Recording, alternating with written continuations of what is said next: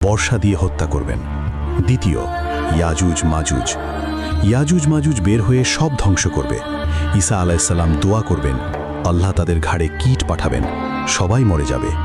তৃতীয়, 40 বছরের শাসন।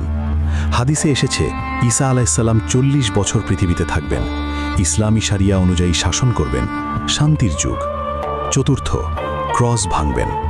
ক্রস ভেঙে ফেলবেন এবং শুকর হত্যা করবেন, প্রমাণ করবেন তিনি আল্লাহর রাসূল, আল্লাহ না। পঞ্চম, জিজিয়া বাতিল।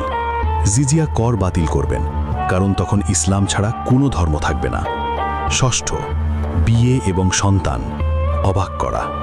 এখন শুনুন, হাদিসে এসেছে ঈসা আলাইসাল্লাম বিয়ে করবেন এবং তার সন্তান হবে, তার থেকে বংশধর হবে। সপ্তম, সম্পদে বরকত। তার যুগে এত বরকত হবে যে কেউ সৎকা নিতে চাইবে না। এক ডালিম 50 জন খাবে।